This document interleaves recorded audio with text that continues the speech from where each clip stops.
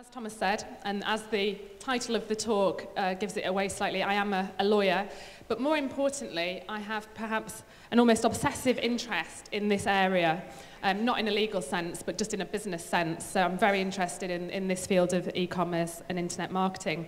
And I was actually lucky enough to go to Yannick Silver's conference in Washington in March. And at this point, I must say hello to my friend Karen Skidmore at the back, who accompanied me. Wave to Karen. Karen's going to be doing a great seminar on a workshop on social media after this, so do go and see Karen because she's fab. But we went to Washington, and the things they're doing over there in terms of e-commerce and internet marketing is absolutely mind-blowing. The numbers that are involved, the money that they're making. Obviously, the States is a much bigger market, but you know the concepts that they've got out there and they're developing and what they're doing out there was really inspiring, and we came back both very well educated and inspired. So that's why I'm here today. I love this field. I'm a lawyer, but as I say, I have more of an interest in it than the law. So I'm here really to get as much as I can out of today, and I hope that what I say now is of a lot of use to you. So I've got 40 to 45 minutes. Actually, let me start my timer, which 10 must-know legalities about e-commerce and internet marketing. 10 areas of law is an awful lot to get through in 40 to 45 minutes. And it's fair to say that certain areas of law are drier than others.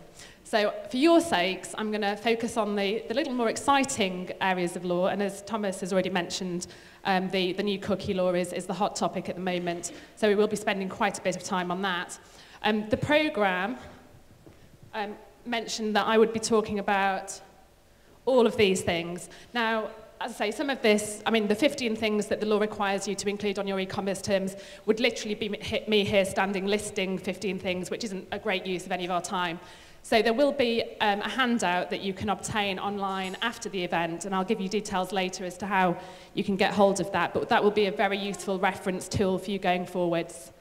Okay, so that handout will cover all of that content and more, so please do get hold of that. And I'd really like this session, and that's why I'm down here with the roving mic, and my colleague Debbie over there has got another mic. I'd really like this session to be as interactive as possible, given obviously the restraints with the number of people here. But I think it'd be incredibly useful if everyone can share their experience of, for example, the cookie law and other topics that I'm going to be discussing. It'd be really useful feedback both for me and everyone else here in the room who's in a similar position of wondering what to do. So if I do ask for hands up, please do stick your hands up. Don't do that British thing of nodding or silently answering the question. It's just really great to get that feedback. Okay, so without further ado, we're going to move on to the hot topic of the moment. And as lawyers, we don't really get many hot topics, so we're all quite excited about this. And this is the new cookie law that everybody's talking about. And this is where my first question to you guys comes. So Debbie, get ready with the mic. Who can give me the best description, a description that even my grandma, if she was still alive, bless her, a description that she could understand of what a cookie is?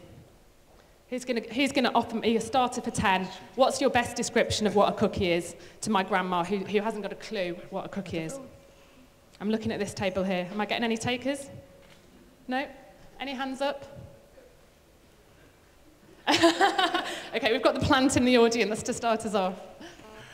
A cookie is basically a method that web browsers use to store information about what the user's doing in the browser and where they've been, and it stores the data on their own computer, and it's done in the background without them really being aware of it.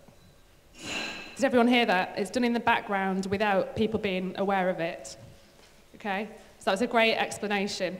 And it's really that last bit, which is what concerned the European Commission, because there's this online tracking of behaviour. So tracking what sites you're looking at, what search terms you're putting in order for advertising to be targeted. Behavioural advertising, it's called.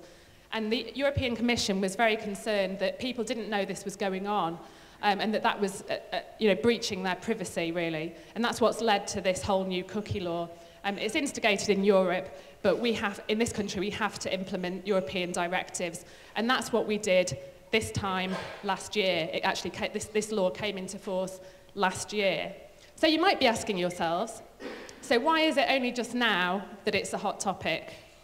Who is gonna tell me why that is? If it came into force last year, why are we now only getting excited about it?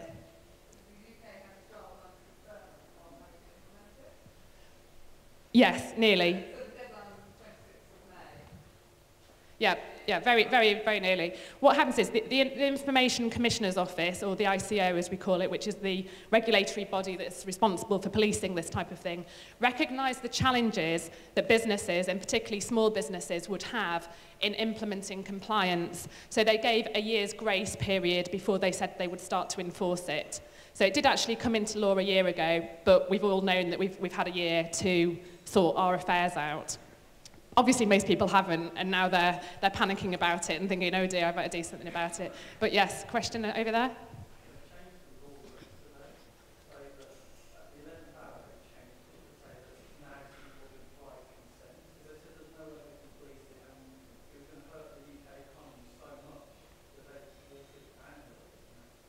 Could everybody hear that? Yes? Yes, at the back over there? Yep.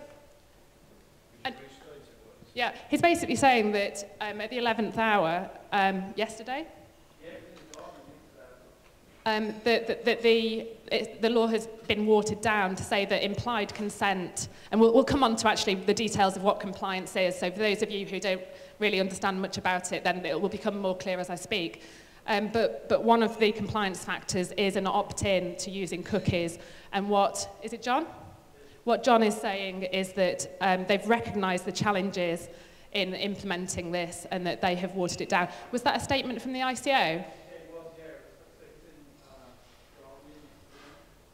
Right.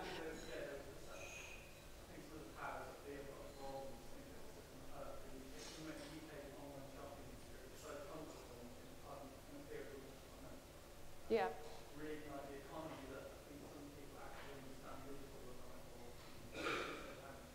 Yeah. In summary, for those, and sorry for the roving mic not being quite as roving, but it probably will take a bit of time to get over there. For the people at the back, really just saying that the ICO have still recognised again that it is a very challenging law for particularly small businesses to implement, and they are recognising the practical realities of implementing it. Okay, so we'll come on to the compliance bit now because I think obviously that's an important thing to explain to those of you who don't know about it. But another question and a poll of hands, please. Who knows at this moment in time that their website is cookie compliant? Okay, so about 10, 11 people around the room. That's interesting. And how many of you know that, without doubt, that it's not cookie compliant and you need to look at it? Okay, well, does that mean the rest of you don't really know what's involved in cookie compliancy? Okay, great. Okay, well, I'm going to tell you. So there's three main steps to being cookie compliant. The first is that, and it's the first logical step if you think about it, is you need to find out what cookies are being used on your website. Okay, and if you don't know what cookies are being used on your website, there are a number of software tools that have sprung up to help you with this. And here are three that I found that are free, and you just go onto their site, you plug in your website address, and they will come back to you with a report on what cookies are on your site. I should just say that these aren't 100% reliable. I'm not endorsing these software sites, so do your own checks as well. And in fact, indeed, if you don't want to go down this software route, you can do it yourself. Just go in, clear your browser cache, go onto your website, and then look at the list of cookies that are there. And what you need to ask yourself is, obviously, what cookies are there? Which are yours and which are third-party cookies? Whether the cookies actually store personal data, so i.e. whether they're keeping records of email addresses, or whether it's on an anonymized basis, like Google Analytics, for example, gives you a lot of information, but it's all on an anonymized, I struggle with that word, basis. And you also need to really note how persistent they are. So are they session cookies, or are they there, and really, as was said earlier in the description of the cookie, you know, are they there to track your behaviour over a long period of time? Those are the cookies that the European Commission was particularly worried about, and those are the ones that, if you're using a lot of that type of cookies and looking at that type of behaviour, you're going to have to be more concerned about compliance than, say, just a site that's using Google Analytics. Okay. So you've done any questions on that bit? And in fact, has anyone done a cookie audit and been surprised at what they found? Yeah, can we get the mic over here, Debbie? Do you want to explain what you found and how you were surprised? Yeah, something we were surprised was that first-party cookies, persistent session cookies, we, as a platform provider, put on a client's website. We were also surprised to find that Facebook, for example, could put a first-party cookie onto someone's machine, even if they weren't in Facebook themselves. Right. So you could be invaded even if you had never been on Facebook before, and as soon as you went onto Facebook, they would go, oh, hi, we know where you've been. So you can be tracked without even knowing it, without even giving any consent, and actually the site owner doesn't always know that either. Absolutely. Even if you think that you don't use any cookies, chances are you probably do, so do the audit. And like you say, there's probably a few surprises. Any other questions on that bit? Yes. Just wait for the mic.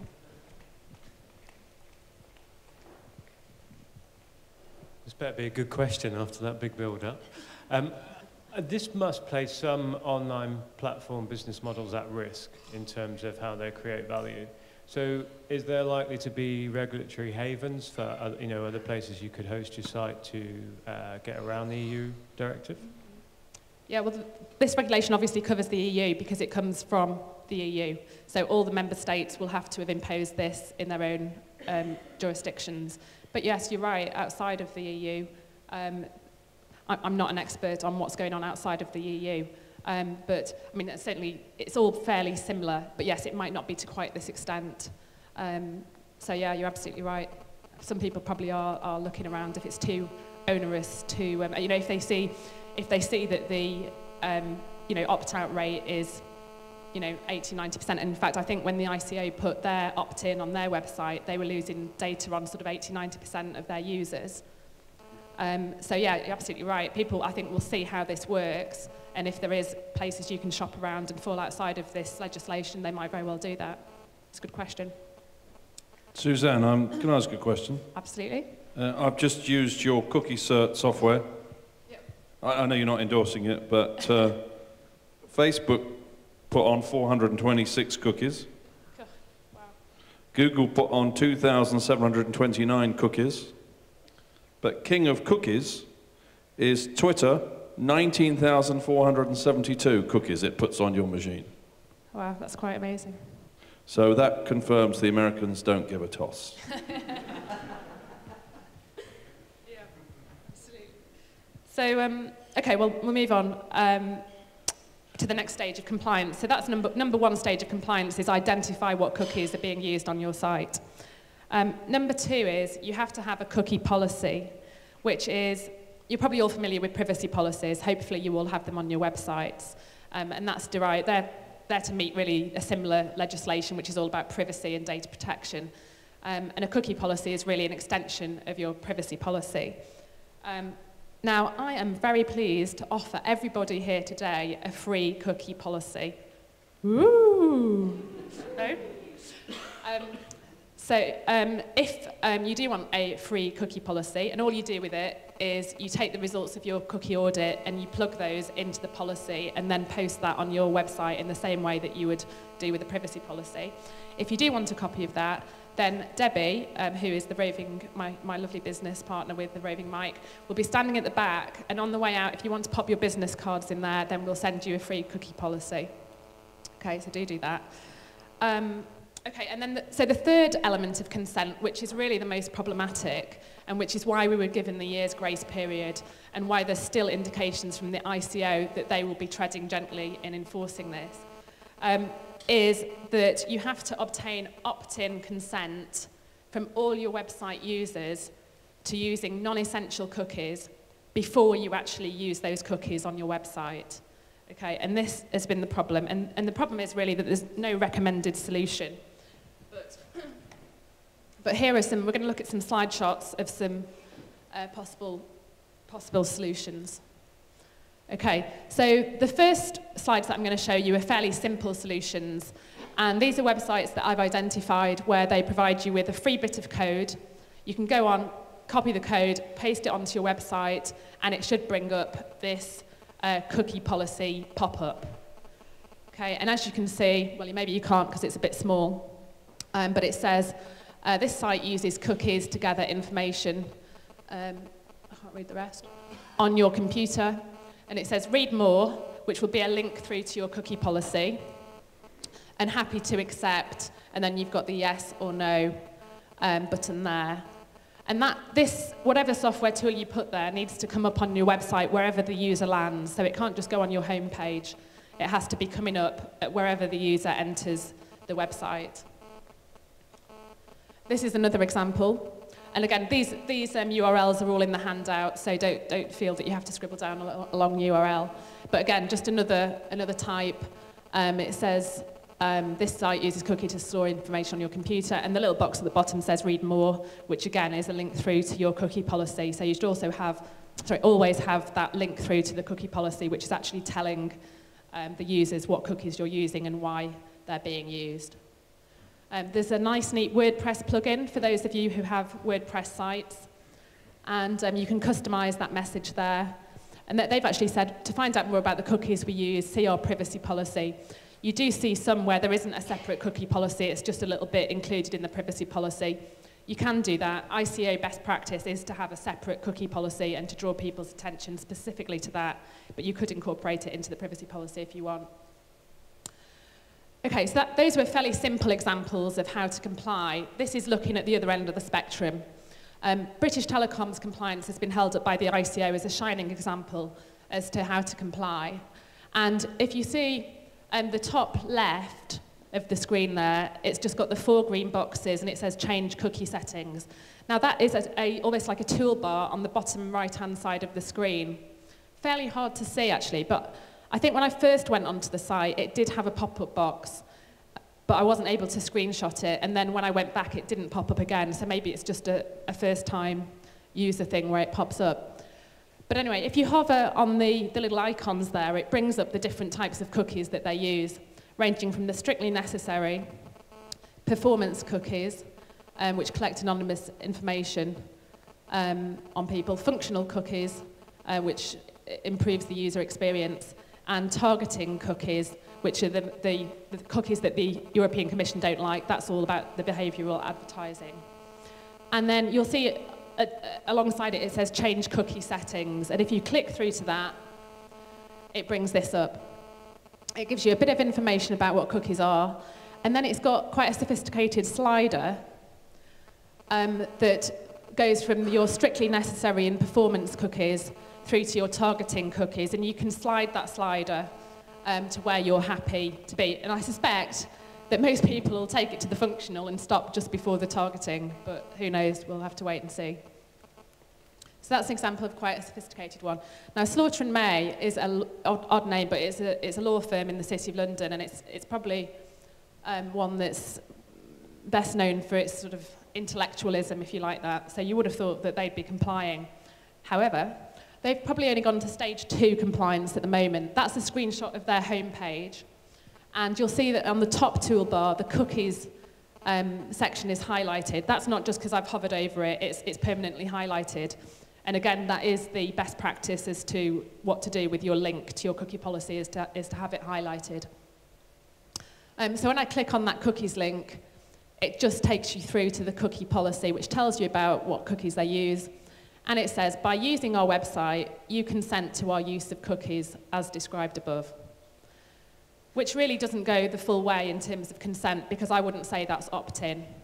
Although, as John identified earlier, with the recent guidance, that might be deemed sufficient. I think we're probably waiting to see on that. Yes, Karen?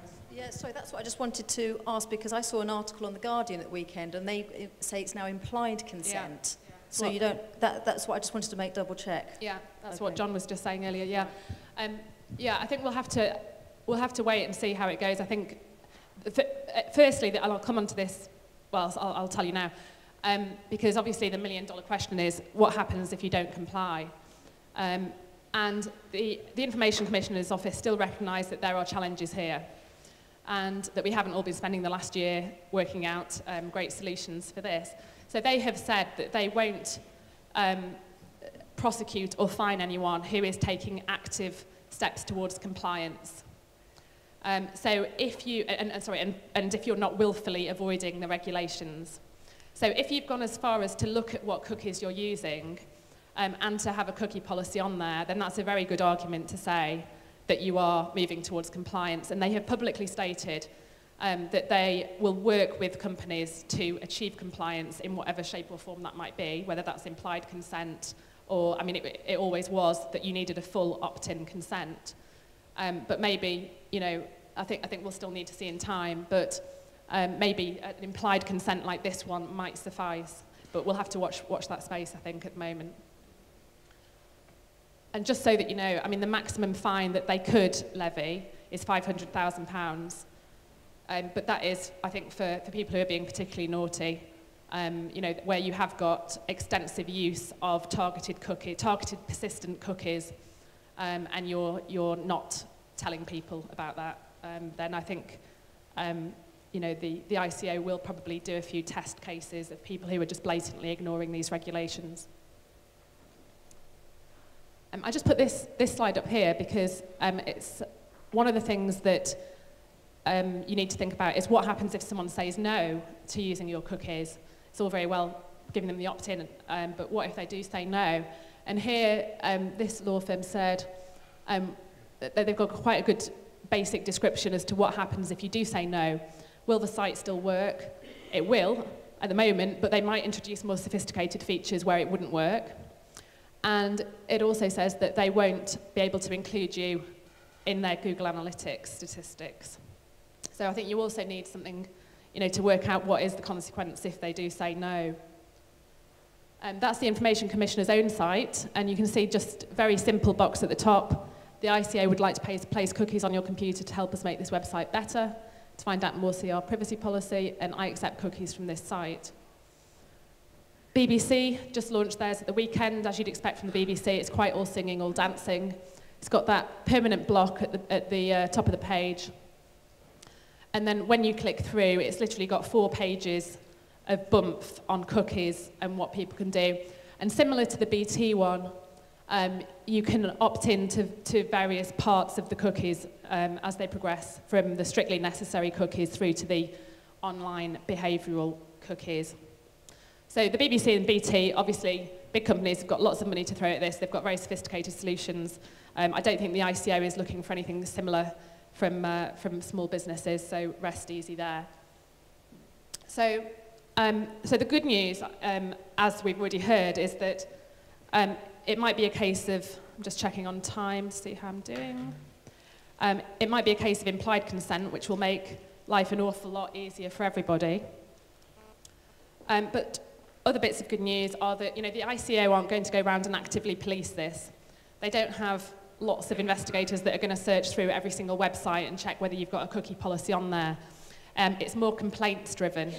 So your risks really are either a customer or, more likely these days, a competitor reporting you to the ICO and then the ICO investigating you. If you're not using particularly nasty cookies, you're probably all right, but I still would recommend that you do your cookie audit and you get your cookie policy up there, and then you've really you know, gone towards achieving compliance, which is what the ICO has said that it wants from businesses. Okay, so that's it on cookie law. Has anyone got any final questions on that before we move on to Pinterest? No? We asked them all if did that all make sense to people who didn't know very much about cookies? A few nods?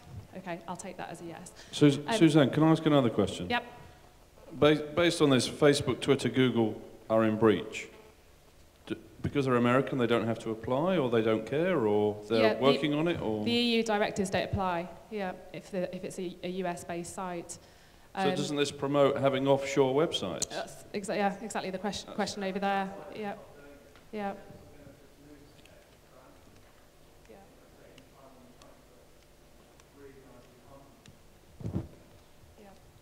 So I guess it's a case of watch this space, really. It's still a hot topic and one that we will probably see evolve. So thank you all for your, looking at the wrong person. Thank you for sharing your experiences and for your questions there. That was great. Right, so on to Pinterest. Pinterest, oh, what? Oh, right. Pinterest would have probably been a really hot topic about 6 months ago. Slightly less of a hot topic, but still very, very relevant. Now, who uses Pinterest for the business purposes with great effect? Okay. Can we have the mic over there, Debbie? Would you mind just sharing your experience of Pinterest and just wait for the mic?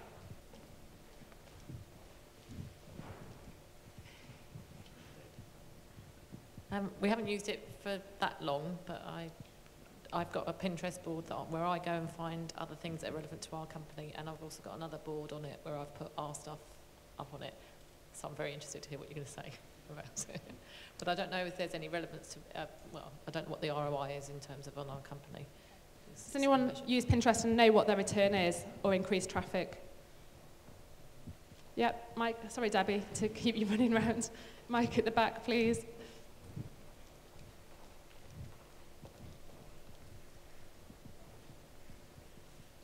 It's actually the third highest traffic source currently on all the blogs that I write for, with Twitter and Google search engines being first and second. And what products or services do you sell? I write about parties, weddings, interiors, family lifestyle, children's products. Yeah, I mean, I don't personally use Twitter because I think it's quite hard to make law look visually appealing. But yeah, I can certainly see that weddings and you know, that type of service and product is perfectly suited for Pinterest. So for those of you who don't know what Pinterest is, this is just a screenshot from the homepage. And it's a new social media site centered around an online pin board. And what people can do is they can go on and they can pin images on the site. People can follow you, people can like your image, people can comment on it. And you know, as I say, 6 months ago, it was very hot news. It probably still is, but there has been a bit of concern about Pinterest in the legal sense, and this is why.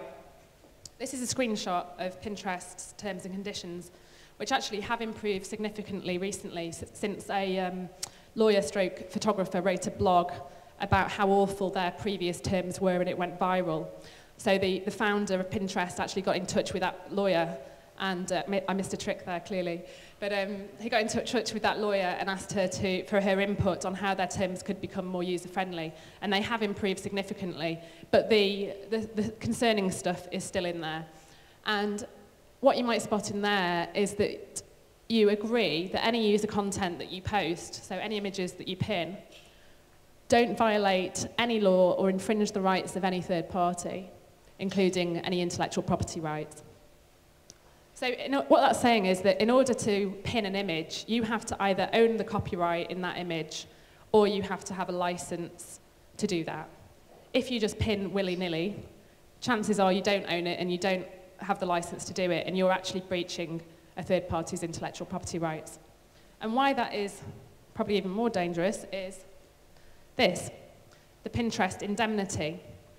And what that says is that you will hold Pinterest harmless from any claims, proceedings, liabilities, etc., arising out of your use of the services or breach of any of the terms. So if you are pinning an image when you don't own the copyright or you're not licensed to use it, and someone sees it on Pinterest and thinks, that's my copyright, brings a claim against Pinterest, then you are personally liable for all of Pinterest's damages, if it settles out of court, legal fees, etc., you're liable for that. Now, that most people at the moment have taken the view that, oh, everybody does it, so it's not going to be a problem. Okay, that's a kind of dangerous route to go down. And people thought that about Napster in the 80s with the music download service, that, you know, there was never going to be a case against Napster because everybody was doing it. But there was, and Napster went out of business.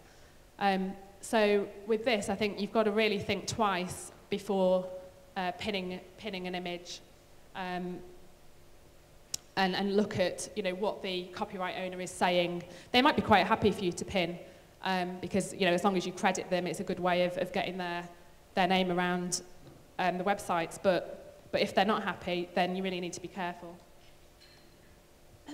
So if on the other side of the table is if you are a copyright owner and you don't want your images to be pinned, they do have a system for copyright complaints. So if you feel that an image is being used on Pinterest without your consent, you can obtain a form, you send it off to Pinterest, and they will look into it for you. And if it's found to be infringing your copyright, they will remove the image.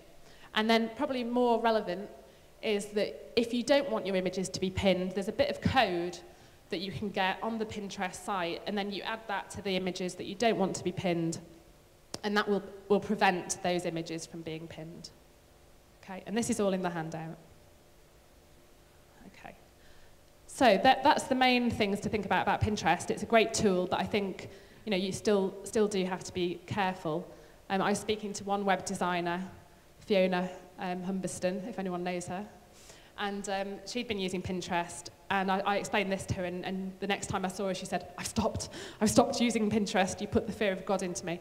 So I don't want to do that, but I think it is, you know, do be careful about what you're pinning, if you are indeed pinning. So any questions on Pinterest before I move on? I think that was all quite self-explanatory. Okay, so Twitter and Facebook. Now, there are many things that I could say about Twitter. There's been lots of legal cases in the press recently where people have been saying things that they really shouldn't have been saying on Twitter. But I'm just going to, today, because we're short on time, just going to focus on the thing that I think is the most relevant to businesses. I do have, in the handout, there will be, I think I've done 12 legal implications of using Twitter. So if you are interested in that, then have a look at that. It's in the handout. But today, we're just going to talk about the CAP code.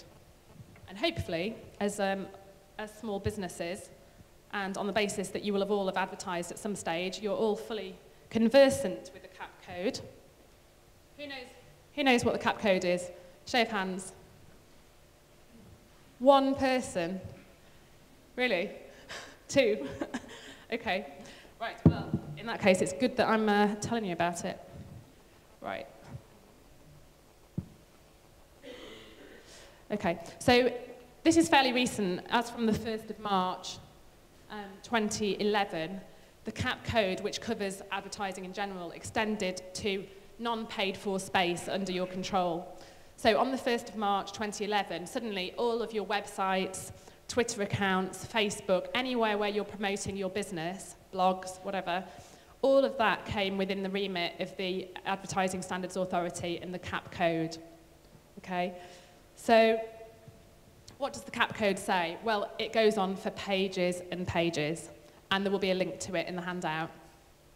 But some of the headline points I'll read out now, but as long as you're being good and moral and ethical about things, you're probably going to fall on the right side of the CAP code. If you're doing something a little bit naughty, chances are you're going to be breaching it. So, for example, advertising should be legal, decent, honest, and truthful.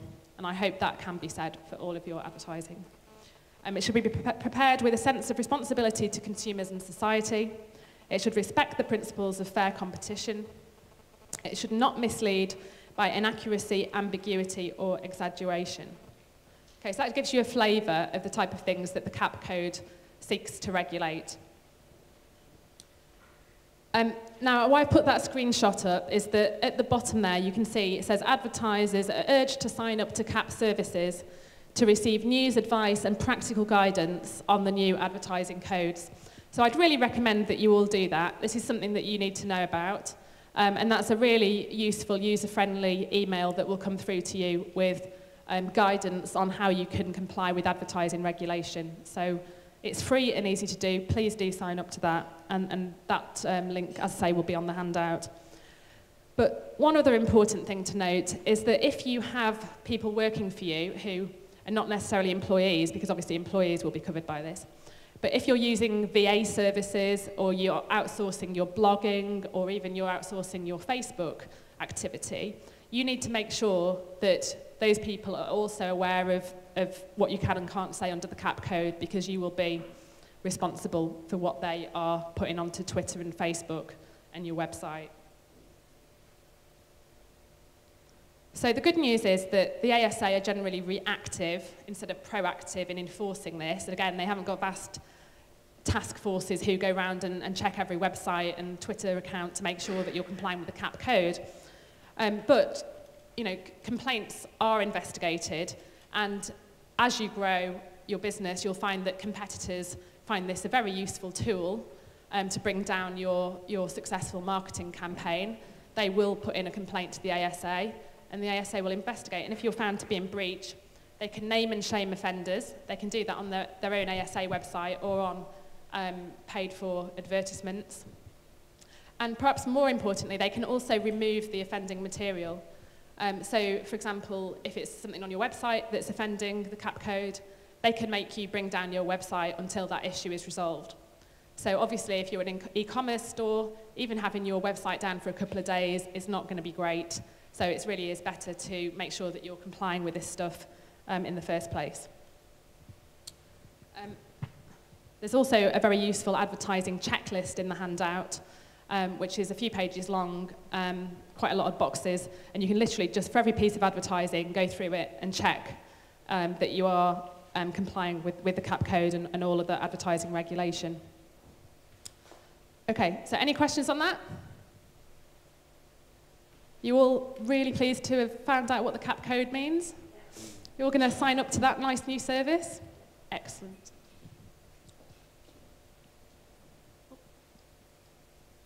Okay, so email marketing. Who knows what these things are on the screen? Shout out. Karen?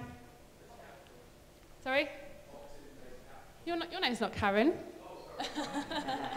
It can be for today if you want. Yeah, you're absolutely right. It's opt-in boxes.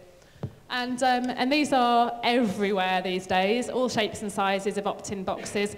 But it really goes back to what Matt was saying before. Matt? Yeah, good. About permission-based marketing. And people are generally accepting that this is the way to go for business, to build a business.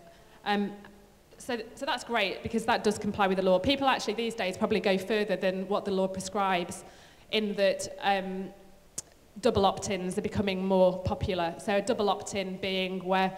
Karen, do you want to tell us what a double opt-in is? Sorry to keep picking on you, by the way. That's okay. Double opt-in is when someone puts their name and email address, sends it off, and then they get an email in their inbox with an email saying, we just want to make sure it's you and not someone else who subscribed to you. Click this link. They click the link, and then they can receive your emails. Perfect explanation, Karen. Thank you. Absolutely. So people are going for double opt-ins at the moment, even though the law doesn't actually say that you have to do it, but it does make business sense. So a question for you, and I want a show of hands here. Who thinks that you can send unsolicited emails to people who haven't opted in? Okay, so hands up if you think that you can send unsolicited emails to people who haven't opted in. One. Okay, very good. So does that mean that everybody else thinks that you can't do that? Sorry? Legally, yeah, legally. Yeah. You can? Okay, I've got 2 people now saying that you can. 3? Oh. Okay. So, I mean, it's a slightly... Is the question, can you send a spam? Can you send an unsolicited email without consent, without prior consent? So those 4, can you send an unsolicited email? Those against? Yeah, it's not a moral question, is it? Yeah. Well, it's a slightly misleading question, I guess, because the regulations distinguish between 2 types of subscribers. And if I'd have asked the question, can you send unsolicited emails without consent to an individual subscriber, the answer would be no. If I said, can you send unsolicited emails without consent to a corporate subscriber, the answer would be yes. Now, an example of an individual subscriber is, say, Amanda Smith at hotmail.co.uk. That's clearly an individual subscriber. Okay? An example of a corporate subscriber would be Amanda Smith at 123limited.com. Okay? So if it is clearly a limited company or corporate entity, and you can spam them effectively. Not that I would recommend it in business practice terms, but legally, you can send them unsolicited emails. Okay? However, the thing to note is that sole traders and people in a partnership are treated as individual subscribers, even if you're emailing them in a business capacity.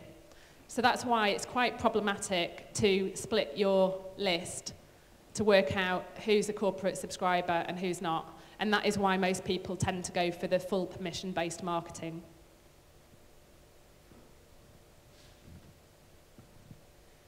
There's also another way of sending emails to people to individual subscribers when they haven't actually signed up. And that is, I'll tell you the 3 criteria, and then I'd be interested to know if anyone knows what it's actually called, because this term is bandied about quite a bit, and often people don't really understand what it is. Okay, so the first criteria is that you've obtained their details in the course of a sale or negotiation. Okay, so this is past customers or people that you've been talking to about selling your goods or services. The second criteria is that the email is related to similar products or services. So if, for example, I've met someone at a seminar and I said, I'll send you some information on whatever, they say, great. If I then sent them, on law, obviously, because that's what I do, if I then sent them some information on buy my double glazing, that would not be fall within this criteria. It has to be similar products or services that person would expect to receive information about.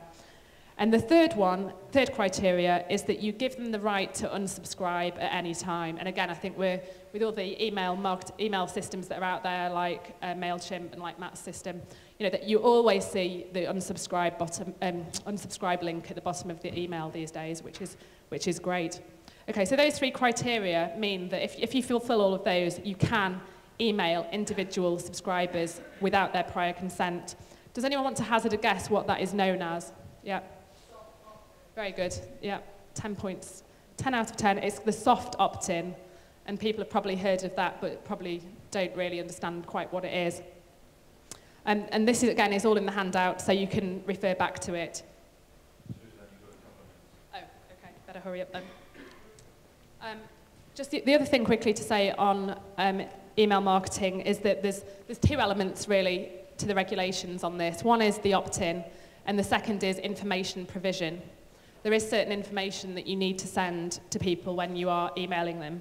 And again, there's a differentiation depending on what emails you're sending the email to. And this distinguishes between emails that include personal data, so for example, Amanda Smith at 123limited.com, and emails that don't, so admin at 123.com. Limited.com. So if it's a personal name in the email, then you have to send certain information to them. And again, I won't go into that now, we're running out of time, but it'll be on the handout. But just do make that mental note that you have to provide certain information to those users.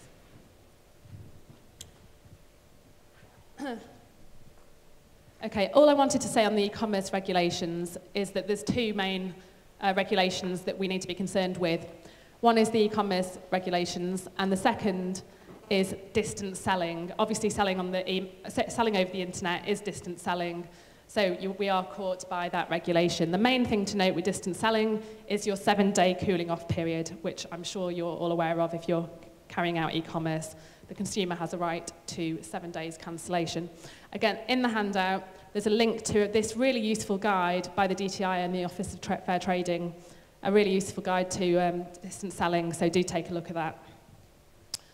Now, I've not got time, unfortunately, to sing Thomas's praises, but I did look at the Ecademy website and did a bit of a website compliance check, and Ecademy gets top marks for website compliance. So well done. But this will all be in the handout, because even if you're not carrying on e-commerce, there are certain things, certain information that you have to provide to people through your website.